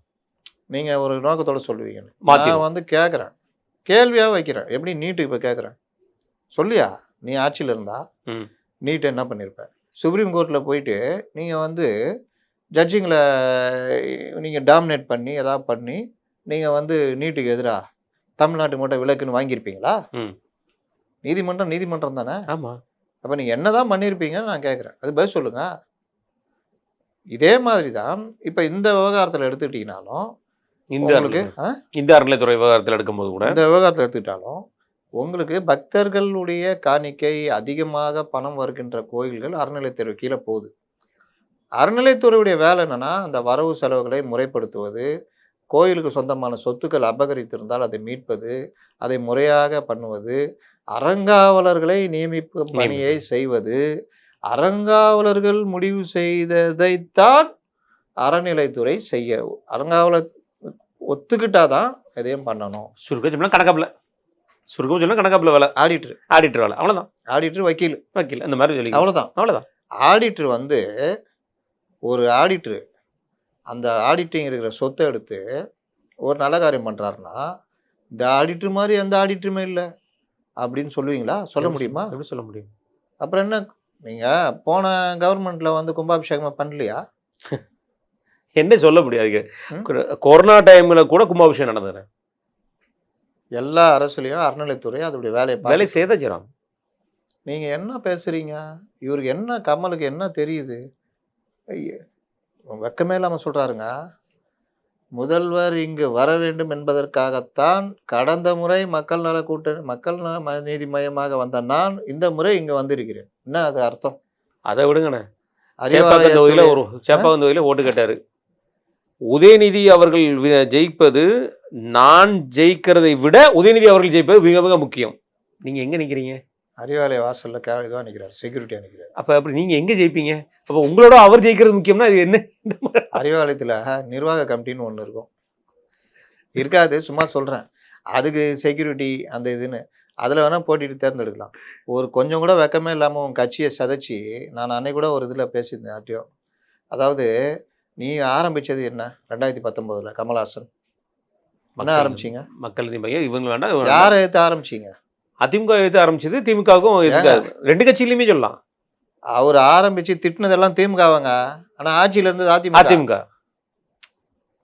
டார்ச்சை வச்சு எதுவும் உடைச்சாரு, டிவியை போட்டு உடைச்சாரு. பேசும்போது முதல்வர் அவர்கள் பேசினது உடைச்சாரு. எந்த முதல்வர்? நீங்கள் கரெக்டாக சொல்லுங்கள். முதல்வர்னா அப்புறம் ஸ்டாலின் அவர்கள் பேசிட்டு இருக்கும்போது இதை உடைச்சி, அப்போ எங்க அவர் முதல்வர் இல்லைண்ணா? இப்போ அப்போ எதிர்க்கட்சி ஏங்க குழப்புறீங்க? ரொம்ப சிம்பிளாக சொல்கிறேன். கட்சி ஆரம்பிச்சது 2017 அப்போ ஆட்சியில் இருந்தது யாரு? அதிமுக. இவர் டார்ச் யாரை பேசுறத சொல்லிட்டு உடைப்பாரு? ஸ்டாலின் பேசுறதை எடுத்து உடைப்பாரு. அந்த கலைஞரின் மகனாக உடைப்பாரு. அதோட ஒரு வார்த்தை சொல்லியிருக்காரு, அவர் அசிங்கப்படுத்துறா கலைஞரை இது பண்ணுறதுக்கு சமம் சொல்லி சொன்னாரு. ஸ்டாலின் பேரை சொன்னாலே போதும் அசிங்கன்னு. அப்போ ஆமாம், அதெல்லாம் சொன்னார். அப்போ அவருடைய பிரச்சாரம் எல்லாமே திமுக எதிராகவே இருந்தது. ஆமாம். 2019 பார்லிமெண்ட்டில் போட்டிட்டார், 4% வாங்கினார். நகர்ப்புறங்களில் கொஞ்சம் கூடுதலாக வாங்கினார். அதற்கு பிறகு 2021 இவர் தேர்தலில் போட்டிடுறாரு. அப்போவும் இவர் வந்து ஆட்சியாளர்கள் அது இதுன்னு எதிர்த்து பேசுகிறாரு, பண்ணுறாரு. அதுலேயும் ஒரு குறிப்பிட்ட சதவீதம் நல்லாவே வாங்குறாரு. தொகுதிக்கு இவரும் என்டிகேவும் கிட்டத்தட்ட பல தொகுதியில் ஈக்குவலாக வாங்குறாங்க, சில இதில் கூட குறைய வாங்குறாங்க. 7% வரைக்கும் வாங்கினாருன்னா 6% வரைக்கும். 6 நகர்ப்புறங்களில் 8, இதில் நகர்ப்புறங்களில் 8, கிராமப்புறங்களில் 4% வரைக்கும். அப்போ இவருக்கு வேல்யூ இருக்குன்னு தெரிஞ்ச பிறகும் இவர் அந்த டைமில் தான் இவர் சொன்னார், தூண்டில் புழுவாக அந்த தூண்டில் புழுவாக விக்ரம போடுறாங்க, போட்டு கவுறாரு. கவுனோன்னு 420 கோடின்னு சொல்றாங்க. வசூல். அந்த 420 கோடி எப்படி என்ன வசூல்ன்றதெல்லாம் உள்ள போனா அது ஒரு பெரிய கதை அது. அப்போ கவுனவுன்னா உலகத்திலேயே இல்லாத அளவுக்கு இதுவரையிலும் அவருடைய திரையுலக வாழ்க்கையில் இல்லாத அளவுக்கு வெற்றி அவரு உணர்ச்சி வசப்படுறாரு. உணர்ச்சி வசப்பட்டு கமல் யாருக்கா ஏதாவது கொடுத்து பார்த்துருக்கீங்களா? எம்ஜிஆர் எல்லாம் புகழ்ந்துட்டு இருப்பாரு. யாருக்கா ஏதாவது கொடுத்து பார்த்துருக்கீங்களா? இல்ல அது இல்லைன்னு ஓப்பனாக சொல்லுங்களேன். இல்ல லெக்ஸஸ் கார் கொடுத்தாரு டைரக்டருக்கு. கையில் போட்டு ரோலக்ஸ் வாட்சை கழட்டி சூர்யா கொடுத்தாரு. எல்லாரையும் கூப்பிட்டு ஊரே கூப்பிட்டு டெக்னீஷியன் கூப்பிட்டு ஒரு விருந்து வச்சார். இந்த மாதிரி கமல் எப்போ பண்ணி பார்த்துருக்கீங்களா? ஏன் நான் 30 கோடி 120 கோடி சம்பளமாக கொடுத்தா தலை கால் புரியாதுல்ல. அதற்கு அடுத்து இவருடைய அந்த இந்த ராஜ்கமல் பெரிய அளவு கடன் அந்த பிரச்சனைலாம் இருக்குது. உடனே ரெட் ஜெயண்ட் படம் அது தக்லைப்பு அது இதுன்னு கவ்விக்கிட்டார். நல்லா அந்த வலையில் நல்லா மாட்டினார். அதுக்கு பிறகு எங்கே போச்சு வீரம் எல்லாமே இதுக்குள்ளே மாட்டுச்சு. அதோட போனார் அறிவாலய வாசலில் இதாகிட்டார். ரைட் ஆகிட்டீங்க. அதுக்கு அவங்க கொடுத்த இன்னொரு தூண்டில் முள்ளு தான் ராஜ்யசபா. வாங்கிக்கிட்டீங்க. சரி, உங்களுக்காக உழைச்சி ஓடி போனவங்க உங்களை பற்றி தெரிஞ்சுட்டு ஒதுங்கினவங்களை தாண்டி மிச்ச சொச்சம் வேறு எங்கேயும் போக முடியாதுன்னு ஓட்டிகிட்டு இருந்தவங்களுக்காவது ஏதாவது நல்லது பண்ணீங்களா? அட்லீஸ்ட் கவிஞர் ஸ்னேகனுக்காக ஏதாவது பண்ணீங்களா? உங்களை மாதிரியே பேச கற்றுட்டு 2024 நீங்கள் என்ன சொல்கிறீங்க? பாஜகவை எதிர்த்து நான் வந்தேன், இவர்களை ஆட்சியிலிருந்து வாரிசு கட்சியை அகற்ற வேண்டும், இதுக்கு தான் நான் வர்றேன், போகிறவங்க போங்க, கதவு திறந்துருக்கு, ஆமாம், இந்த வேலைலாம் நான் பண்ண மாட்டேன், திருட்டு பயலுங்க அது இதெல்லாம் பேசுனீங்க. அப்போ பாஜக கூட இல்லாமல் 2024 அதிமுக தனியாக தானே நின்றுச்சு. அன்றைக்கி உங்களுக்கு நல்ல வாய்ப்பு தானே. நீங்கள் உண்மையிலே எதிர்கட்சி அரசியல் பண்ணணும்னா ஆளுகின்ற அரசுக்கு எதிராக தனியாக நிற்கின்ற பாஜகவையும் எதிர்க்கின்ற அதிமுக கூட போய் சேர்ந்து ஒரு 2 எம்பியோ 3 எம்பியோ 4 எம்பியோ கேட்டு வாங்கிட்டு இருக்கலாமா வேணாவா? கண்டிப்பா. ஏன் போல? பெரிய மாற்றத்தை உருவாக்கி. ஏன் போல? ஏன் இங்கே போனீங்க? வாரிசு கட்சி நீங்களே இப்போ வாரிசு கட்சி சரியாயிடுச்சா? உதயநிதி யாரு? கடைகோடியிலேருந்து வந்தவரா? 100% வாரிசு இல்லைண்ணே, மாற்றத்தே இல்லையே. நாளைக்கு ரெட் ஜெயின் நடிக்க போறீங்களா? அதில் வரவர் யாரு? வாரிசு. அப்போ உங்களுக்கு எங்கே இருக்குது கொள்கை? அப்புறம் என்ன பேசுறீங்க நீங்க? ரிமோட் உடஞ்ச கையோட செல்லும் போச்சு, எல்லாமே உடஞ்சி போச்சுக்கிற கதையா போயிடுச்சு. சந்துருன்னு ஒரு மனசன் தான் எங்க. இப்போ என்ன பண்றீங்க? அங்கே போய் துறைமுகத்தில் போய் இந்த பேச்செல்லாம் பேசுறீங்க. நீங்கள் அவர்களுடைய அடிமைகளாக இருங்க, மாறுபட்ட கருத்து இல்லை, அது உங்களுடைய உரிமை. ஆனால் என்ன வேணா பேசலாம்னு நினச்சா எப்படிங்க? காதுகள் பாவம் இல்லையா? வலிக்கும் இல்லையா? வலிக்கும் இல்லையா? ஆளாளுக்கு நினைவு போட்டிருக்காங்க. என்னமா கூறாண்டான்னு அண்ணாமலையும் இந்த ரேஞ்சுக்கு இறங்கிட்டாரு. என்னமா கூறாண்டான்னு அந்த இதை போட்டிருக்காரு. அதை விட நான் சுந்தர் சி ஒரே வார்த்தையில முடிச்சிட்டாரு, அன்பே சிவம். அதுனா அன்பே சிவம். இதுக்கு மேல எனக்கு கமல் சார்னால ஒரு லெவலுக்கு மேல ஜீரணிக்க முடியல, ஓட்டவும் முடியல. என்ன செய்ய? இது மற்ற இடத்துல படத்துலயே அவரை வந்து இது தோழர்களாக காமிப்பாங்க. ஆமாம், சென்னை கலைக்குழு தோழர்கள் நம்ம நண்பர்களே இருந்தவங்களாம் நடிச்சிருந்தாங்க. அதில் இவரை அந்த கதாநாயகி என்ன பண்ணோம், அந்த கலைக்குழுக்கு ஏதாவது வருமானம் வரணும்னு ஒரு படம் வரைய சொல்லி இது பண்ணோம். அப்படிதான் இவர் போய் இறங்கி போக மாட்டார். அப்படிதானங்க இருக்கணும். கண்டிப்பா. நீங்க என்ன உங்க தலைமை பண்பு இருக்குது? மிகப்பெரிய கேள்விக்குறியாச்சு லாஸ்ட்ல. இன்னைக்கு சரிங்க, நான் என்ன சொல்றேன், கமலுங்க ஒருத்தர் சொல்றாரு இப்படி லாஸ்ட்ல இருந்தா அந்த பாட்டு தான், செஞ்சோற்று கடன் தீர்க்க. செஞ்சோற்று கடன் கூட இல்லையே உங்களை, என்ன அவங்க வளர்த்தாங்களா? செஞ்சோற்று கடன் எதுவுமே கிடையாது. கர்ணனுக்கு சொன்னா கரெக்டா இருக்குது. என்ன இக்கட்டான நேரத்துல கை கொடுத்து அவமானப்படுத்தி கூனி குறுகி நிற்கும் பொழுது ஒரு வீரையா நீ ஏன்டா தலை குனிற? உன் வீரத்தை எதிர்க்க முடியாத கோழைகள் தான் உன்னை வந்து இந்த மாதிரி உன்னை அவமானப்படுத்துறாங்க.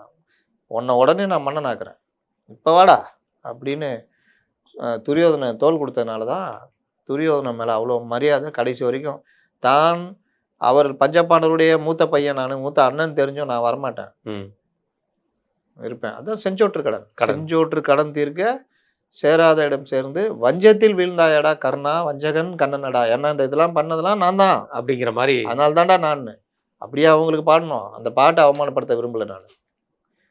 ரெட் ஜெயண்ட் கடன் தீர்க்க. ரெண்டாவது அந்த மாதிரி எந்த ஒரு சூழ்நிலையும் அவர் கிடையாது. ஏன்னா ஒரு நடிப்பா அவர் ரொம்ப பிடிச்சதுல இருக்கு. கடன் கடன் கடன் இருக்குதுன்னு உங்கள் கடனை தீர்க்க வருமானத்தை பெருக்க சொல்லிடலாம். ரெட் ஜெயண்டில் வீழ்ந்தாயா கமலாசா, வஞ்சகன் யாரை சொல்கிறது? அதுக்கப்புறம் அந்த வார்த்தை வராதில்ல, அங்கதான் பிரச்சனை. அதனால் மிஸ்டர் கமல்ஹாசன் நீங்கள் எப்படி வேணா இருங்க, உங்கள் மேலே எல்லாருக்கும் பெரிய மரியாதை உண்டு. திரையுலகில் நீங்கள் ஜாம்பவான். எம்ஜிஆரையும் சிவாஜியும் ஒரு சேர கலந்தவர். சிவாஜி என்கிற நடிப்பாற்றலும் எம்ஜிஆர் என்கிற டெக்னாலஜியும் தெரிந்தவர். வரையாது. ஆனால் அரசியலில் நீங்கள் ஒரு காகித புலி, அது கூட சொல்ல முடியாது. அம்மஞ்சல்லிக்கு பிரயோஜனம் இல்லாதவர். இன்னைக்கு உங்களுடைய மரியாதை மதிப்பை இழந்து ஏங்க சிட்டர்ஸ் எல்லாம் வச்சுக்கிட்டு பிரச்சாரம் பண்ணுகிறாரு. அதான் கண்ணீர் வருதுன்னு அதான் சொல்ல முடியும். ரைட்ண்ணே. இன்னொரு விஷயம் நம்ம தவிர்த்துட்டோமோ சிவாஜி கணேசன் கூட அந்த இது பண்ண மாட்டாருங்க, பார்த்துருக்கீங்களா? ஆனால் சிங்கம் மாதிரி இருந்தாருங்க கடைசி வரைக்கும். கடைசி வரைக்கும். ரைட்ண்ணே. எடப்பாடியார் அவர்களுடைய அடி செம்மையாக விழுந்துட்டு இருக்கு. அதில் இன்னைக்கு வாங்கின ஒரு அடி செங்கோட்டையன். செங்கோட்டையா அப்படிங்கிற வார்த்தையை சொல்லி ஒரு அடி போட்டிருக்காரு. பேசின பேச்சு சரியான பேச்சாக பேசியிருக்காரு. என்னை எய்த்தவனுக்கு இதுதாண்டா பதில் அப்படிங்கிற மாதிரி இந்த படத்தில் வரக்கூடிய கதாநாயகர்களோட அந்த வசனத்தோட ஸ்டைலில் அந்த அந்த உடல் பாணி ஃபிசிக்காக சொல்லப்போனால் அந்த பாணியில் பேசியிருக்காரு. தோக்கடிக்காமல் விட மாட்டேங்கிற சொல்லியிருக்காரு. அதையும் தாண்டி கோபிச்செட்டிப்பாளையத்தில் ஈரோடில் உனக்கு தெரிஞ்ச வாக்காளர் பேரை சொல்லு, நீ தெரிஞ்ச கோயம்புத்தூர் உள்ள பணக்காரன் பேர் உனக்கு தெரியும், வாக்காளர் பேர் தெரியுமாங்கிற மாதிரி பேசிய விதம், முதல்வர் அவர்கள் அடித்ததாகட்டும், துணை முதல்வர் அடித்ததாகட்டும், இன்றைக்கி செங்கோட்டையனுக்கு இந்த அடி எப்படி பார்க்குறீங்க? அதான் சொன்னேன்ல, செங்கோட்டையன் ஸ்பெஷல் ஐட்டம் வச்சுக்கிறாங்க.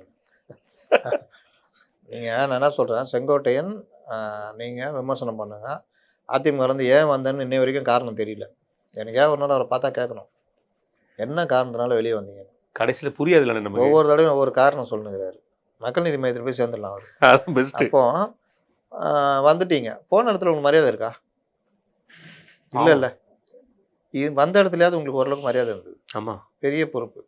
23 நிர்வாகிகளை போட்டு அவங்களெல்லாம் கொண்ட ஒரு கமிட்டிக்கு தலைமை ஒருங்கிணைப்பாளர்னு பதவி கொடுத்தாங்க. உங்கள் வாழ்க்கையில் ஒரு தடவையாவது அந்த கமிட்டி மெம்பர்களை ஒன்றா பார்த்துருப்பீங்களா?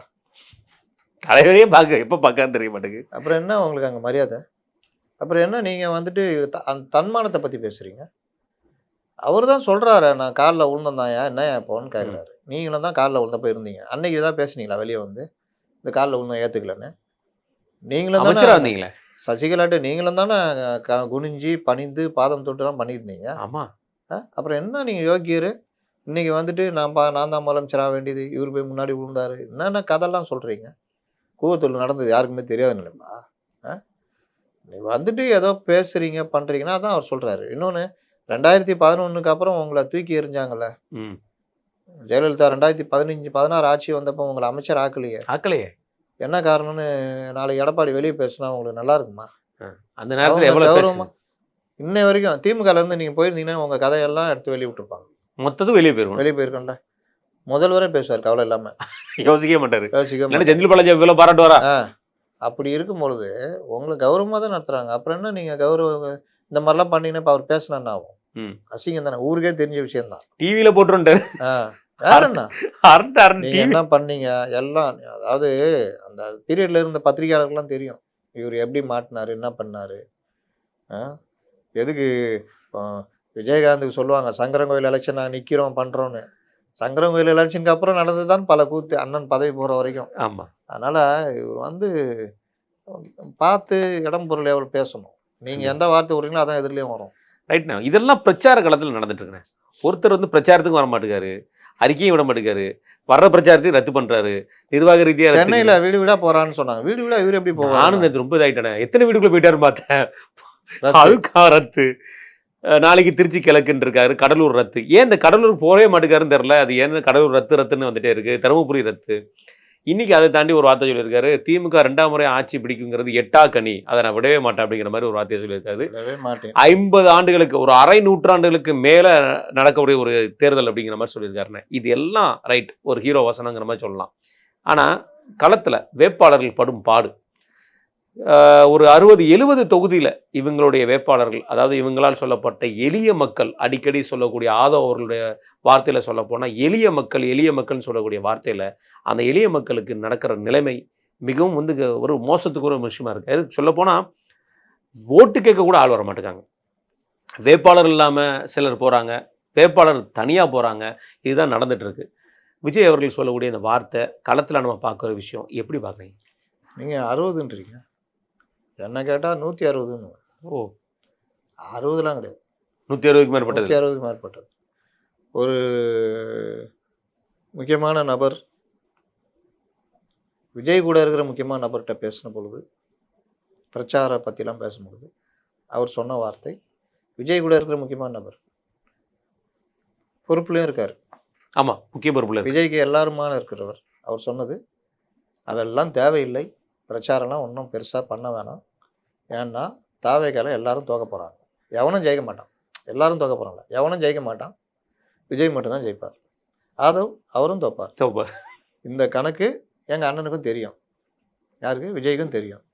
இப்படி ஒரு ஸ்டேட்மெண்ட் இந்த மாதிரி பேசுகிறாங்கன்னா இது எப்படி இவர்கள் பார்வை? நான் பல இடங்களில் பார்த்துட்டேன், பல பேர் வேட்பாளர்கிட்ட பேசிட்டேன், பல வேட்பாளர்களை சார்ந்தவர்கள்ட்ட பேசிட்டேன். என்ன விஷயம்னா மக்கள்கிட்ட ஒரு எழுச்சி இருக்குதுங்க, கொடுக்கணும், இவங்களுக்கு போடணும்னு இருக்குது. அதுதான் இவர் சொல்கிறார், நான் வர விட மாட்டேன்னா அதான் தானாக கனியும். அதுவா தடியால் அடிச்செல்லாம் கனி வைக்க முடியாது. இவர் அதுக்கு லாய்க்கு இல்லாத ஆள். இப்போவும் சொல்கிறேன், இவர் இந்த டிக்கெட்டுங்க எல்லாத்தையும் ஓரம் கட்டிட்டு விஜய் வேறு முடிவு எடுத்தால் ஆஃப்டர் எலெக்ஷன் தப்பிச்சிக்கலாம், இல்லைன்னா ரொம்ப கஷ்டம். காங்கிரஸ் கூட கூட்டுக்கிட்டுன்னு.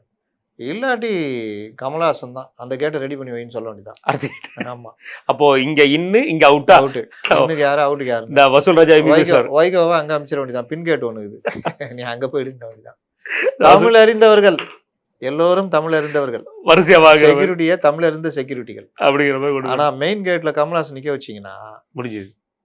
வர்றவன்ட்டெல்லாம் இவர் கேட்குற கேள்வி, இவர் சொல்ற பதில்ல அது திமுககாரங்கள்ட்ட எப்படி இருக்கும்? அவன் திரும்பி அந்த வண்டியை அந்த அறிவாளத்து எதிரில் யூட்டர்ன் எடுத்து அப்படி இருந்து வர்ற வண்டியில விட்டு டெய்லி ஒரு 2-3 ஆக்சிடென்ட் நடக்கும். அதுலேயே பேச்சா பேசுறான், இருந்தாலும் ஒண்ணுமே புரியல அப்படின்னு. கண்டிப்பான ரைட்ண்ணே. இந்த தொகுதி விஷயமா நம்ம பேசிட்டு இருக்கோம். குறிப்பாக சொல்ல போனால் நேற்று சென்னையில் ஓரளவுக்கு நம்ம பேசிட்டோம், வேலூரும் பேசிட்டோம். இப்போ சவுத்துலேருந்து நம்ம பார்க்கலாம். சென்னையிலே ஒன்றும் முடிக்கல, நிறைய முடிக்கல. சென்னையில் எடுத்துக்கிட்டிங்கன்னா நேற்று பேசுனதுல தொகுதியில் திருவொற்றியூர் நான் சொல்லியிருக்கேன் ஏற்கனவே, கேபிபி சங்கரை வேண்டுமென்றே அவரை மாற்றியதில் கடுமையான கடுப்பில் அங்கே இருக்கிற மீனவ சமுதாய மக்கள் வந்து எல்லாமே இருக்காங்க, திமுகவினர் இருக்காங்க. அது கூட்டணி கட்சிக்கு போனதுன்றதால. ஓகே, அதனால் இப்போ நீ அங்கே திருவொற்றியூரில் பார்த்தீங்கன்னா சவுந்தரராஜன் ஏற்கனவே அறிந்த வேட்பாளர் தான். ஆனால் தாவேகா பிரிக்கிறது, அங்கே என்டிகே பிரிக்கிறது, இந்த மாதிரி விஷயங்கள்லாம் சேர்ந்து இவர்களுக்கு பலத்த அடி விழ போகுது. குப்பன் ஏற்கனவே ஊரஞ்சு அங்கே வேட்பாளர் எம்எல்ஏலாம் இருந்தவர். அதனால் சாதகமாக நிலைமையை இப்போவே மாற்றி விட்டார்கள் அப்படின்னு. அதே மாதிரி கொஞ்சம் கீழே வந்தால் ஆர்கே நகர், அதான் நான் கேட்கணும். ஆர்கே நகர் வந்து மரிய வில்சன் அவர் நிற்கிறார் நினைக்கிறேன் இல்லையா? அவரோட தொகுதி அவர் நிற்கிறார். அவர் தாவேக்கால கொஞ்சம் பணம் செலவழிக்கல ஒரு வேட்பாளர் தான் வச்சுக்கணும். அப்படி வெளியே பச்சையாக பேசலாம், அப்படி பேசலாம். அதே மாதிரி திமுகவோட வேட்பாளர் சைடில் இருக்கிறதும் கொஞ்சம் ஓரளவுக்கு தெரிஞ்சவங்க. எப்படி பார்த்துட்டு இருக்கீங்க? ஏற்கனவே எப்படி சார் அங்கே கெட்ட பேர் வாங்கிட்டாங்க? அவர் தான் நிற்கிறார். ஆமாம், திமுக வந்து ஆர்கே நகரில் பெருசாக ஜெயிச்சது மாதிரிலாம் கிடையாது. அது ஒரு பெரிய விஷயம். நீங்கள் ஐஸ்வரி வேலனில் ஆரம்பித்து பலரும் வந்து அங்கே அதிமுக தான் பெருசாக வெயிட்டு. ஜெயலலிதா நின்ற தொகுதி, வெற்றிவேல் நின்ற தொகுதி, இவர் நம்ம டிடிவி அவர்கள், டிடிவி, இவர் சேகர் பாபு எல்லாம் நின்ற தொகுதி. அது வந்து சேகர் பாபுனா அதிமுக இருக்கும். அப்போ அந்த தொகுதி வந்து அதிமுகவுடைய கோட்டை அப்படின்னு சொல்லலாம். நடுவில் அதிமுகவில் இந்த பிரச்சனை அதெல்லாம் வந்த பொழுது இது கொஞ்சம் இந்த எலெக்ஷன் தான் திமுக 5வது இடத்துக்கு போன வரலாறுலாம் உண்டு இல்லைங்க ஆர்கே நகரில். ஆமாம், பாவம் மருது கணேஷ் பத்திரிகையாளர் கூட ஒர்க் பண்ணவர். லாஸ்ட்டில் அவருக்கு அர்த்தத்தெல்லாம் ஒரு வாய்ப்பு கொடுக்கல, எங்கேயோ இருந்து வந்து எபினேசருக்கு அடிச்சதுலக்கு. அப்போ அந்த இடத்துல வந்து அவங்க இன்னொருத்தவங்க சிம்லா சோழன், முத்துச்சோழன் இருந்தாங்க, நம்ம துணை பொதுச்செயலாளரோட மருமகள். அவங்க துணை பொதுச்செயலாளர் போனோன்னா அவங்களுடைய வேல்யூவும் போயிடுச்சு. அவங்களும் ஒன்றும் இல்லாமல் போயிட்டாங்க. எபினேசர்னு ஒருத்தரை போன எலெக்ஷனில் போட்டாங்க, வழக்கமான அலை. அந்த அலையில் வந்து ஆர்கே நகரில் அவர் ஜெயிக்கிறார். அங்கே ராஜேஷ் நிற்கிறாரு, டஃப் கான்டாக்ட். அதுக்கப்புறம் அங்கே எபினேசருடைய செயல்பாடுகள், பொதுமக்களை சண்டை போடுறது. பொதுவாக பார்த்தீங்கன்னா நீங்கள்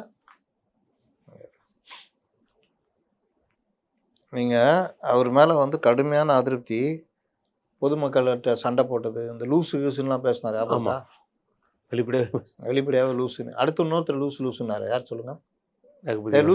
லூசு நீ ஓட்டு ஒன்று வேணாடா, மனச்சென்னல். ஆமாம், அதை தாண்டி பேசினா அதெல்லாம் தெரியுதுல்ல. இப்போ இவங்களுக்கு ஓட்டு போடுறவங்களாம் பைத்தியக்காரன் நினச்சினுக்கிறாங்கன்னு தெரியுதா? இது அப்புறம் வெள்ளம் வந்தப்போ 2 பேர் பெருசாக எக்ஸ்போஸ் ஆனாங்க தங்களுடைய சீரிய பணிகளால். வேளச்சேரி எஸ்என் மௌலானா, இன்னொன்று எபினேசர். அந்த சண்டை வடா வந்து பாடுறா, ஏய் ஊயின்னு அப்படியே ஒரு இது மாதிரி பொதுமக்கள்கிட்ட இளைஞர்கள்ட்ட அவன் என்ன கேட்குறான், அவனுடைய பாதிப்பை கேட்குறான். இல்ல அப்போ கூட பரந்தாமன் அவர் மீது வந்து குற்றச்சாட்டு இருக்கும்போது வாப்பான்னு சொல்லி கூட்டு வச்சு பேசி நின்னார் களத்துல. நின்னாரு. சரி, குற்றச்சாட்டு தான், அதுல மாற்றுறது கிடையாது. அவரு பரந்தாமன்லாம் அறிவாளிங்க. ஆ, திமுக அறிவாளிகள் இப்போ வேலை இல்லை. எடை கிடையாது. ஏங்க பயங்கரமா சப்ஜெக்ட் பேசக்கூடியவருங்க பரந்தாமன். நிதானமா பேசக்கூடியவர். அது மாதிரி வார்த்தை தவறாதானே, வார்த்தை தவறாது, கண்டபடி பேச மாட்டார். நாகரீகமா பேசக்கூடியவர். சப்ஜெக்ட் பேசுறவருங்க. நான் ஆமா. மறந்து போயிட்டேங்க. ஒரு தடவை பேசுறாரு, அவ்வளோ நாலேஜ் வச்சிருக்காரு. நீங்க அவரெல்லாம் நீங்க காலி பண்ணிட்டாங்க இப்போ பரந்தாமன். அவர் அங்க இருக்க வேண்டிய ஆளே கிடையாது. குறிப்பா சொல்லணும், அதுதான் நான் சொன்னேன், அறிவாளிகளுக்கு அங்கே வேலை இல்லை. நீ கண்டபடி பேசினாதான் உனக்கு மரியாதை. சரவணன் மாதிரி கத்திக்கிட்டு இருக்கணும். ஆமா. அப்படிதான். அப்போ இவரு மல்லுக்கு நின்னார், வாடா வந்து பாடுறாங்க, பெருசா ஃபேமஸ் ஆனாரு. ஜனங்கள் அதெல்லாம் மறந்துடுவாங்களா? ராஜேஷ் பார்த்தீங்கன்னா அப்படியே தலைகீழ. நீங்க அந்த ஏரியாலே பார்த்தீங்கன்னா இப்போ ஜெயக்குமார் எடுத்தீங்கன்னா வீதிக்கு வீதியாக ராஜேஷ் அதிகமாக நீங்கள் அதிமுகவில் மக்கள் இயக்கங்கள், மக்களை நேரடியாக சந்திச்சது, இந்த மாதிரி விஷயங்கள்லாம் பண்ணது யாருன்னு பார்த்தீங்கன்னா ராஜேஷ். வளர்ந்த உருவத்துக்கு சொந்தக்காரர், ஒரு கும்பல் என்னால தெரிவார். அப்போ அவர் வந்து ஜனங்கள்கிட்ட ரொம்ப நெருக்கமாக இதுவாக இருக்கார். இந்த தடவை மரிய வில்சன்லாம் ஒன்றுமே இல்லை, பேருக்கு தான் பணக்காரர் இறங்கியிருக்காரு. பெருசாலாம் ஒன்றும் செலவு பண்ற இது பண்ணல, சோபிக்கலை. அப்படியே அவங்க சோபிச்சாலும் யாருடைய வாக்குகள் மற்ற விஷயங்கள் என்ன ஆகும் தெரியும். அதனால அங்கே கிட்டத்தட்ட ராஜேஷ் வந்து கிட்டத்தட்ட உறுதியாயிடுச்சு, வெற்றி உறுதி தான். அதுக்கப்புறம் வந்து மறுபடியும் போடலாமாங்க, வேற யாரையாவது போட்டிருந்தீங்கன்னா கூட. அதான் இவருக்கு நிற்கணும்னு நாங்கள் ஆசை, யாரு சேகர் பாபுக்கு. ஆனால் ராஜேஷ் கிட்ட இந்த தடவை கண்டமாயிடுவோம் தெரியும். விழிவாக நிற்கணும்னு ஆசை, அங்கே ஃப்ரெண்டு வந்துட்டாப்புல. என்னடா பண்ணுறதுன்னு தெரியாமல் சரி நம்ம துறைமுகத்தில் நிற்போன்னு. இப்போ ஏன்டா துறைமுகத்தில் நிற்கிறோன்னு பிரச்சனை. இதுக்கப்புறம் போட முடியாதுல்ல, எங்கேயும் போட முடியாது, ஓடவும் முடியாது, ஒழியவும் முடியாது. அதனால உங்களுக்கு ஆர்கே நகர் வந்து கிட்டத்தட்ட அவர் நல்ல ஒரு ஃபீல்டு ஒர்க்கரு. இன்னொன்று இந்த 5 வருஷத்துல எபினேசரோட இவர் அதிகமாக தொகுதி மக்களை சந்திச்சிருப்பார், தொகுதிக்குள்ளே இருந்தார். பிரச்சனைகளில் முன்னாடி நின்று ஆர்ப்பாட்டம் நடத்துறது, வெள்ளம் வந்தப்பெல்லாம் முன்னாடி இறங்கி ஒர்க் பண்ணது, இந்த மாதிரிலாம் அவர் பண்ணிருக்காரு. எடப்பாடி வச்சு அங்கே ஒரு கூட்டம் போட்டார் எல்லாம். அதனால் இதே மாதிரி இன்னொன்று சொல்கிறாங்க, அந்த கொடுங்கூர் டம்பியார்டு குப்பை கிடக்கு மோசமானது, சிபிஎம் கையில் எடுத்தாங்க. அதுக்கப்புறம் அவங்க கையில் ஏன் விட்டீங்க? இவங்களை அவங்க கையில் எடுத்துட்டாங்க. Simple transfer. இதே சவுந்தரராஜன் தான் அங்கே இது பண்ணலாம் பேசினார். என்னாச்சு? முன்னெல்லாம் டைஃபி இதெல்லாம் கையில் எடுத்தா அவ்வளோ வேகமாக இருக்கும், பயப்படுவாங்க, பிரச்சனை கண்டு பயப்படுவாங்க. இப்போ அந்த டம்பியார்டுக்கு இவர் போராடுறாரு, முக்கியமான வாக்குறுதி கொடுத்துருக்காரு போல, வந்தால் நான் இது எடுக்கிறேன் அப்படின்னு. அதனால் ஆர்கே நகர் மீண்டும் அதிமுக கைக்கு கைமாற போகிறது அப்படின்னு. வேற எந்த தொகுதி? மாதாவரம் மூர்த்தி ஆல்ரெடி நல்ல இதில் இருக்காரு. ஆமாம், அவரு ஏற்கனவே அதுக்கு அதிமுக அந்த ஆரம்பத்துலேருந்து மாதாவரம்னா மூர்த்தி தான் அப்படின்ற மாதிரி கொண்டு போயிட்டாங்க. ஓகே, அதனால மாதாவரம் மூர்த்தி டஃப் கொடுத்துட்ருக்காரு. நீங்கள் அதெல்லாம் ஈஸியாக அடிக்கிற மாதிரி இது 1000 விளக்குறேன். 1000 இருக்கு. எழிலன் தான் நம்ம ஏற்கனவே, எழிலன் வந்து நல்ல மனுஷர், பண்பாளர், பகுத்தறிவாளர், பெரியாரிஸ்ட்டு. பகுத்தறிவாளர்ன்றதை பெரியாரிஸ்ட் வச்சுக்கலாம். அவர் வந்து நல்ல டாக்டர், கிளினிக் வச்சு இப்போ தொழில் பண்ணுகிறார். தொகுதி மக்களை பார்க்காதவர், அதுக்கு இடம் ஜெயிச்சாரு, அதோட போயிட்டார். தொகுதி மக்களை பார்க்கறதோட சிஎம்ஐ பார்த்துக்கலாம், உடம்பு பார்த்துக்கலான்ட்டு சிஎம் கூட டாக்டர் ஆகிட்டார். சிஎம் டாக்டர் ஆகிட்டார், ஃபேமிலி டாக்டர். இது இல்லாமல் காவேரி ஹாஸ்பிட்டலில் சீஃப் டாக்டர். அவருக்கு சீட்டு இல்லைன்னு சொல்லிட்டாங்க அந்த தடவை. என் கூட இருந்துரு பார்த்துக்கோ அப்படின்னு. அவர் அழுது அடம் பிடிச்சி கேஎன்ஆர் பிடிச்சி அந்த தொகுதியை வாங்க. இந்த நேரத்தில் உனக்கு நான் வாங்கி தரேன் 1000 விளக்குன்னு சிற்றரசுக்கு நம்மால் வாக்குறுதி கொடுத்து சேகர் பாபு இவர் நேரு வச்சு மோதி சீட்டை வாங்கிட்டாரு. அப்போ சிற்றரசு என்ன பண்ணுறது? அண்ணா நகரில் போட்ட வேண்டியது. அப்போ அண்ணா நகரில் இருக்கிற கார்த்தியை தூக்கி விழுவாதில் மாற்றிட வேண்டியது. அவ்வளோதான், செம்மையாக நவுத்தினார்ல. இப்படி காய் நவுத்தி தானும் வெளிவாகத்தில் போட்டிடாமல் வெளிவாகத்தில் போட்டியிட வேண்டிய ரங்கநாதனையும் காலி பண்ணி கார்த்தி அங்கே போட்டு எப்படி இது எல்லாம் இப்போ திமுகக்குள்ள பேசு பொருளாக இருக்குது. கண்டிப்பான இது தொடர்ந்து நம்ம பேச போடுறது வேலைச்சேரி நம்ம சொல்லிட்டோம். 1000 விளக்கில் வளர்மதி நிற்கிறாங்க அதிமுக சார். ஆமாம், ஜேசிடி பிரபாகரன் நிற்கிறாரு. அவர் வந்து வெளிவாகத்தில் நிற்க வேண்டியவர். அவர் கூட அங்கே அதே, ஏன்னா இங்கே திமுக தானே அங்கே இருக்காரு, நல்ல பிரச்சனை அதே மாதிரி ஆக்கிட்டாரு விட்டாங்க. இப்போ அவர் வந்து ஒர்க்கு பெருசாக தெரியல. எழிலனுக்கு வந்து பேஸ் என்னன்னா டிஎம்கேவுடைய ஸ்ட்ராங்கான பெல்ட் இது. அதனால அதே மாதிரி ஏடிஎம்கேவும் ஸ்ட்ராங்கான பெல்ட். ஆமாம், 2 பேரும் சமதளமாக இருக்கிற விஷயம் தான். வளர்மதி நடுவில் கட்சி தொகுதியை பார்க்கல அப்படி இப்படின்ற கோவம்லாம் பொதுமக்களுக்கு இருக்குது. அதனால் இந்த தடவை அவங்க இறங்கி ஒர்க் பண்ணணும். வழக்கம் போல் ஜெயஸ்ரீ பிரபாகரன் வாக்குகளை பிரித்தார் என்றால் வளர்மதிக்கு வாய்ப்பு இருக்குது. வாய்ப்பு இல்லை. ஏன்னா அங்கே கல்லூரி பசங்க அதிகம், பேச்சுலர்ஸ் அதிகமாக இருக்கிற ஏரியா. சில விஷயங்கள் அங்கே பேசப்படுதுண்ணே. ரைட்ண்ணே. வேளச்சேரி பேசவே வேண்டாங்க. சரி, எபினேசருக்கு எதுவோ அதுதான். அங்கே ஏற்கனவே அசோக் அங்கே ஸ்ட்ராங்கு. அவர் அங்கே ஒர்க் பண்ணிகிட்டு இருக்காரு. இந்த எலெக்ஷன்லேயே பார்லிமெண்ட் எலெக்ஷன்லேயே வேளச்சேரி தோற்று போயிட்டாங்க. அதனால் இந்த தடவை ஒர்க் பண்ணால் டி நகர் மாதிரி தான். அது கொடுக்கும் போதே வேளச்சேரி, டி நகர் இதெல்லாம் ஓகேன்னு. முக்கியமான தொகுதி சொல்கிறேன், மயிலாப்பூர். தமிழிசைக்கு இறங்குமுகமாக இருந்தது. இவர்கள் அதிமுகலே சில பேரெல்லாம் பிடிச்சிட்டாங்க. விலை கொடுத்து வாங்கி 2 லட்சத்தில் இது வரும் பிடிச்சிட்டாங்க. ஆனாலும் தாவேகா அந்த வேட்பாளர் அப்படி ஏங்க இந்த இதெல்லாம் பண்ண அதெல்லாம் பண்ண தேவையில்ல, இது அதெல்லாம் பண்ண தேவையில்ல அப்படின்னு. நான் வந்து யார் விஜய் கூட இருக்கிறேன் அப்படி இப்படின்னு. அது யாருக்குமே தெரியாதுண்ணே. விஜய் கூட நிற்பாரு என்ன, ஏன்னா பவுன்சர் தெரியாமல் உள்ள விட மாட்டேன்னு சொல்லியிருக்காங்க. அப்புறம் என்ன அது வந்து ஜான் பண்ண வேலை இந்த மாதிரி. அப்போ அவரு வந்து வேலைன்றது ரொம்ப பெருசாக கிடையாது. சரி, இதை பண்ணோம் அதை பண்ணோம்ல, அதெல்லாம் பண்ண மாட்டார். அவர் சித்து பண்ணுவார். செலவும் பெருசாக பண்ணுறதில்ல. ஆனாலும் 40,000 ஓட்டு தாவேகாக்கு அங்கே அப்படின்னு போலீஸ் ரிப்போர்ட் போட்டிருக்காங்க. அப்பா, அதிர்ச்சிகரமான விஷயமா இருக்குமே திமுக. யாருக்கு? திமுக. தாவேலு அரண்டு போய் என்ன பண்ணுறது தெரியாமல், மட்டும் எனக்கு எதிராலாம் பண்ணீங்க, தயவு செய்து நான் ஜெயிக்கணும், உதவி பண்ணுங்கன்ட்டு இன்றைக்கி எல்லோரும் கைகால பிடிச்சின்னு ஓடின்னு இருக்காரு. அங்கே தமிழிசை இவங்க சந்தோஷப்பட்டுனுக்குறாங்க எல்லாரும். தமிழிசையுடைய திடீர்னு சொல்கிறாங்களாம், என்ன திடீர்னு நம்மளை வந்து மாவட்ட செயலாளர் முன்னாடி என்ன பேசினார், என் தகுதிக்கு நான் இருக்கிற இருப்புக்கு இவங்ககிட்டலாம் பேசணுன்ற இதுவே கிடையாது, ஆனாலும் பேசுகிறேன், 2 பேரும் ஒரே கட்சியில் இருக்கிறோன்ட்டு அப்படின்னு பேசினாலும் இன்றைக்கி இறங்கி வந்து காரணம் இதுதான். அதனால் இன்னைக்கு மயிலாப்பூர் தமிழிசைக்கு ஒரு வெற்றி முகமாக மாறுகின்ற ஒரு காட்சியை பார்க்குறோம். வெங்கட்ராமாயண நம அப்படிங்கிற மாதிரி போயிட்டு இருக்கு. பல்லாவரம் வந்து பெருசாக பேசப்படுறது என்னென்னா, கருணாநிதி அவர்களுக்கு கொடுக்கப்பட்டது யாருன்னு பார்த்தீங்கன்னா நம்ம அனகை முருகேசன் நல்ல கேரக்டர், அதில் மாற்றுறது கிடையாது. அவர் நம்ம அந்த வகையில் எதுவுமே டச் பண்ண முடியாது.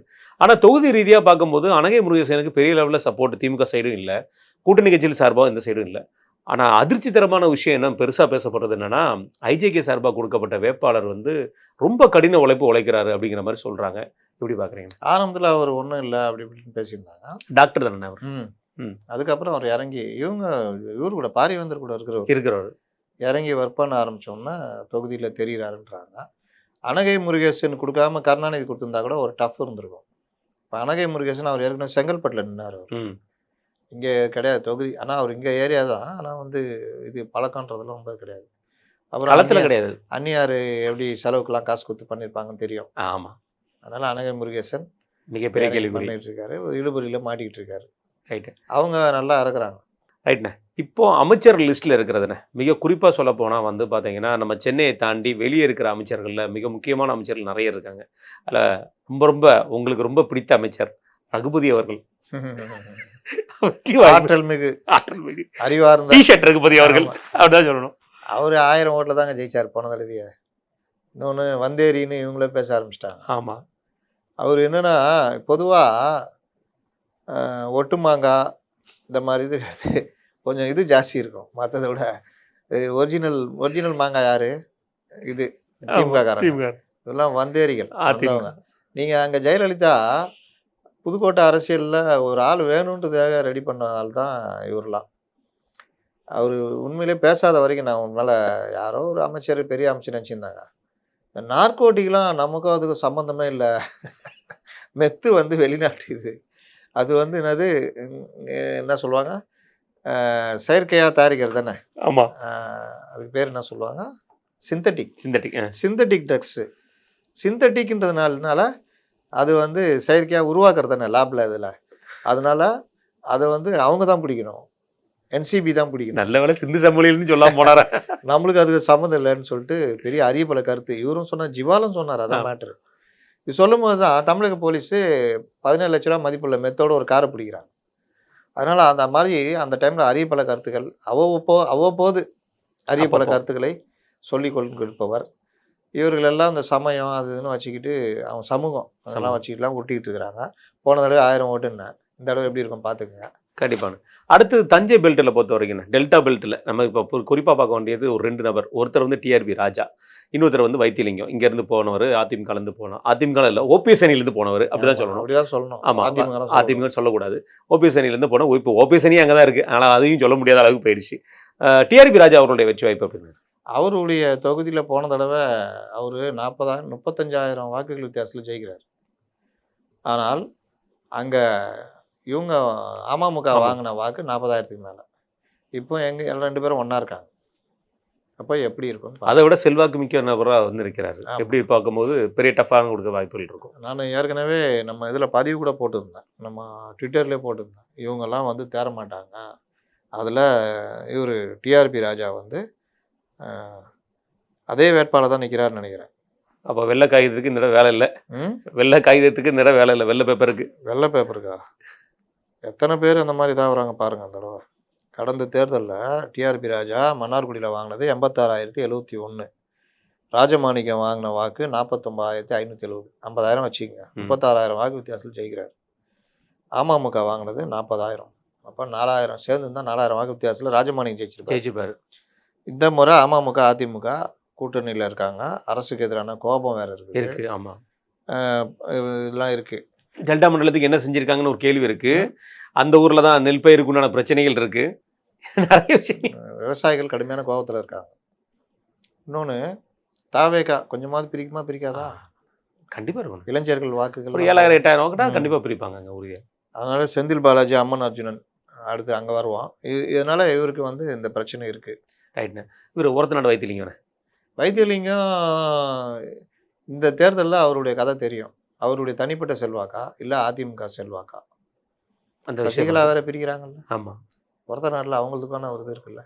அதனால சசிகலா பிரிக்கிறது, திமுக பக்கம் இவர் போனது, இது வரைக்கும் வாங்கினது ரெட்டையில ஓட்டா இல்லை சமூகம் சார்ந்து அவருக்கு கிடைக்கிற ஓட்டா, இது எல்லாமே வந்து நமக்கு இந்த தேர்தலில் கிட்டத்தட்ட நிரூபணம் ஆகிடும். அலை ஒன்று இருக்குது, அது பெருசாக பேச பண்ணணும். அதுக்கடுத்து நான் பெரிதும் பேசப்படுறது நம்ம செந்தில் பாலாஜி அவர்கள். அங்கே கெட்டவாத்தில் திட்டி மாட்டிக்கிறார் போல. நேற்று மாற்றிருக்காரு. அது நம்ம மாற்றி சொல்ல முடியாது, அந்த அளவுக்கு பரிகாரம் மாற்றில சொல்லியிருக்காரு. செந்தில் பாலாஜி அவர்கள் கரூர்லேருந்து ஒரே ஜம்பு கோவை தெற்கு. கரூரில் நிற்கிறதுக்கு ஏனுங்கிறது காரணம் இப்போ வரைக்கும் கடைசியான தெளிவான விளக்கம் கொடுக்கல, ஏன் நிற்கலைங்கிறதுக்கு. கரூரில் தம்பியை கொண்டு வரலான்னு பிளான் பண்ணது போட்டார், சொதப்பலாயிட்டு. அது ஏதோ ஒத்துக்கல போல மேலே. ரைட்டு. இவர் இடம் மாறி நின்னது பயத்தின காரணமாக தான். கோவை தெற்கு. ஏன்னா அவர் விஜய் பாஸ்கர் தைரியமாக நிற்கிறாரு. எதிர்த்து நின்னா இந்த தடவை விஜய் பாஸ்கர் தோற்று போயிடுன்ற பயம் இருக்குது. இங்கே கோவை தெற்கு அம்மன் அர்ஜுன் அவர்களுக்கும் இவருக்கும் எதிர்த்து அவர் ஏரியாக்காரு, ஏரியா வெயிட் இது. போன தடவை கோவை வடக்கில் போட்டிட்டாரு. பார்த்தீங்கன்னா நெக்கில் வந்து இதாகும். இந்த தடவை அம்மன் அர்ஜுன் வந்து தெற்கு தான் போட்டிட்டார். கோவை தெற்கு இல்லை, கோவை தெற்கு வந்து வானதி அக்கா போட்டு போட்டாங்களா போன தடவை? கரெக்ட். கோவை தெற்கு வானதி அக்கா. அம்மன் அர்ஜுன் தான் இங்கே போட்டி போட்டார். நெருக்கத்தில் வந்து மிஸ் ஆச்சு. அதனால் அம்மன் அர்ஜுன் வந்து நீங்கள் இவர் அதெல்லாம் கணக்கு போட்டு தான் போடுறாரு, பார்ப்போம். கண்டிப்பாக.